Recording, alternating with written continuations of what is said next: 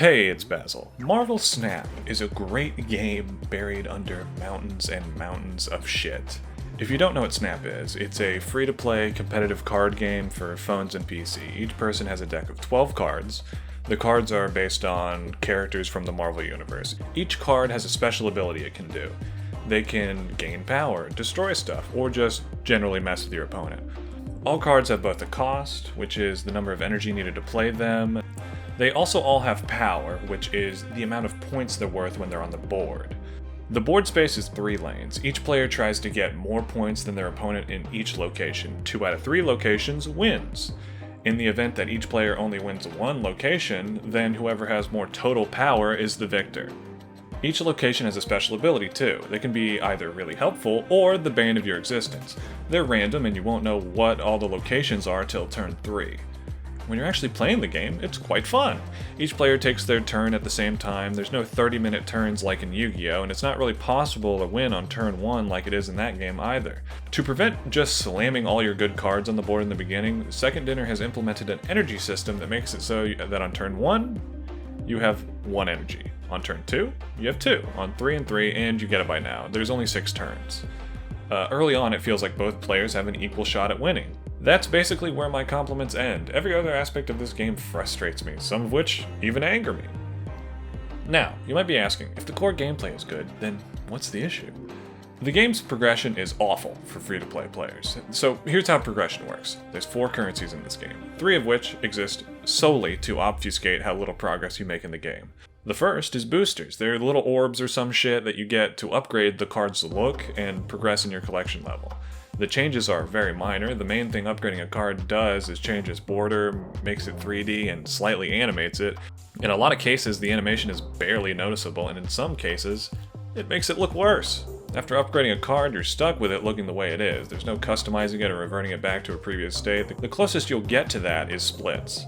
After upgrading a card to its max rarity, it can be split. This basically clones the card to a non-upgraded state, but with an effect that I personally don't care for. The second currency is credits. Credits are earned via daily challenges, ranking up in multiplayer, and of course, the battle pass that every game has to fucking have now. You use these credits in tandem with boosters to upgrade your cards. Gold is the third currency. It's basically the game's premium-ish currency.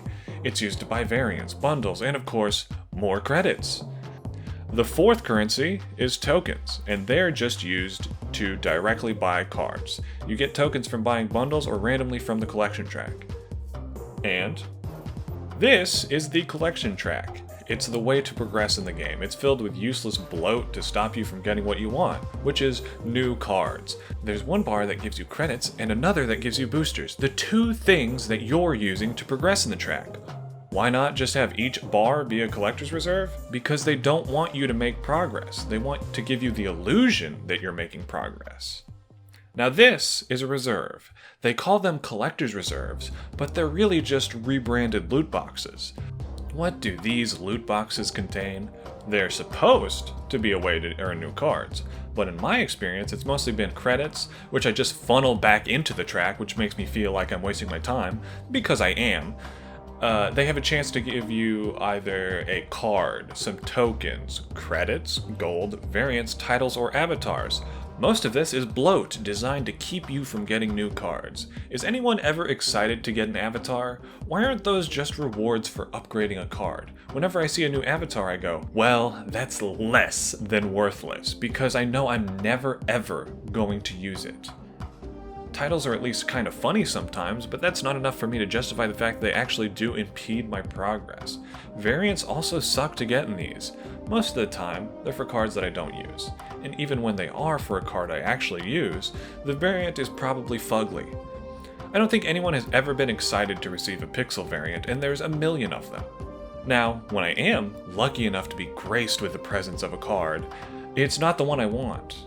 And even when it ends up being a good card regardless, it just gathers virtual dust in my collection as I'm waiting to get the combo pieces needed to make a good deck with it. Aside from cards, tokens are probably the best thing that you get from reserves, because they allow you to save up and actually get the cards you want.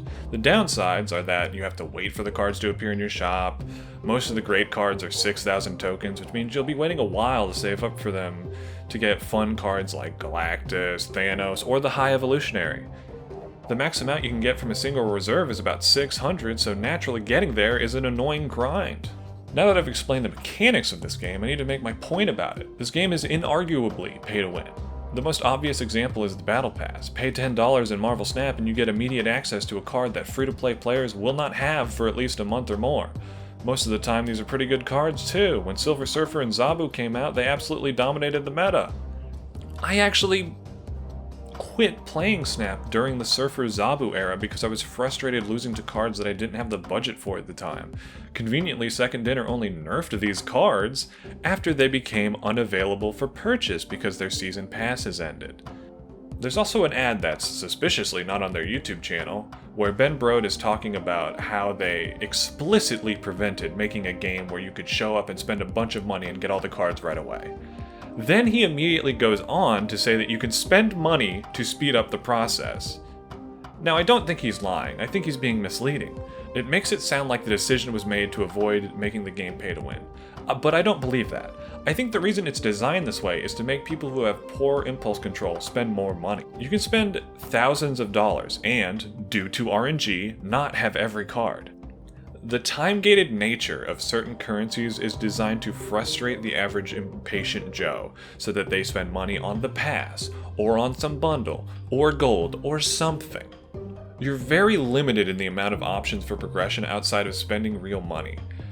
The only reliable means of getting credits is on daily challenges. You get 2 of these every 8 hours, up to a maximum of the bankable 6. After that, you have to wait. Once you finish your dailies, there's not a lot of incentive to play the game anymore, which makes playing feel futile, because after a good match I go, damn, I'm not making any progress. So maybe the grind to rank 100 in the multiplayer is supposed to drive you to keep playing, but I look at the rewards in each season and I don't feel like they're worth the massive time commitment required to get there. Due to the game's annoying progression system, once you get enough cards to make your first solid deck, you end up playing that deck till you get bored because you don't have the cards to make another decent competitive one.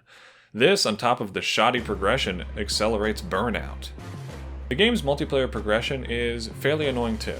The game's titular snap mechanic makes the game really boring not just to progress, but also to watch.